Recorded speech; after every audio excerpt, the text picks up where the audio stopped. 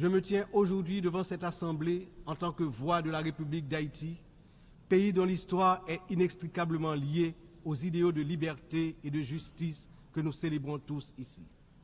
Mais Haïti, la première nation noire indépendante du monde, est aussi la grande victime d'une injustice historique qui a non seulement retardé son développement, a aussi marqué son peuple d'un fardeau dont les répercussions se font encore sentir.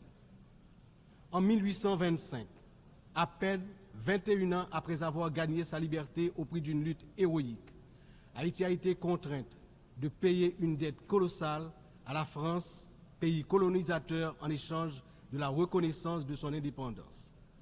Cette rançon imposée sous la menace a siphonné les ressources de la jeune nation, la plongeant dans un cycle infernal d'appauvrissement dont elle peine toujours à sortir. Cette dette a été une forme de punition pour sa hardiesse à se libérer des chaînes de l'esclavage et hisser l'être haïtien à la dignité de l'homme. Elle a été une pénalité injuste qui a asphyxié le potentiel économique et social du peuple noir d'Haïti pendant des générations.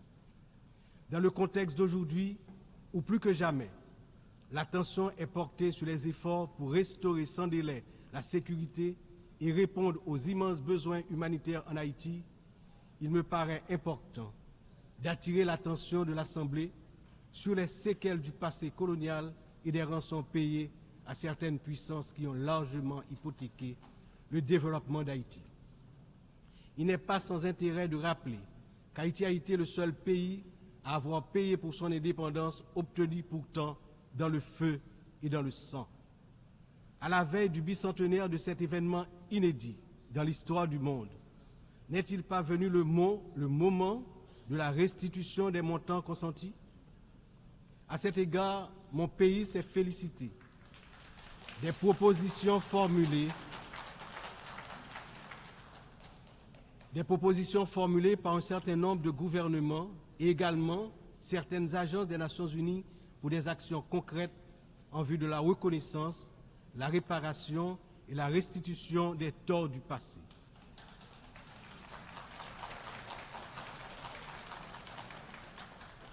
Haïti a confiance sans réserve dans l'Organisation des Nations Unies, dont les piliers sont la lutte pour l'égalité entre les peuples et le maintien de la paix entre les nations, pour jouer son rôle notamment dans la mise en place des mécanismes appropriés pour faciliter le dialogue entre les pays victimes de la colonisation et les anciennes puissances coloniales.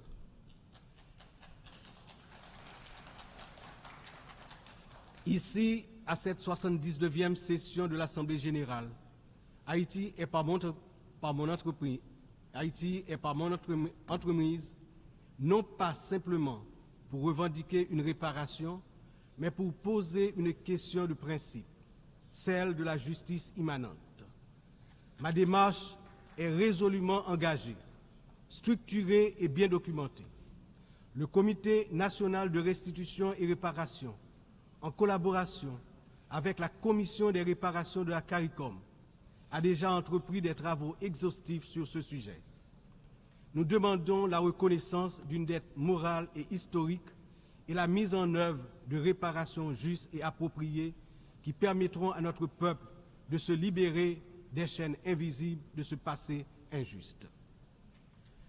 Excellences, Mesdames et Messieurs, l'histoire nous enseigne que les nations ne se relèvent pas dans l'isolement, mais dans l'union des forces, dans l'engagement résolu à bâtir un avenir commun.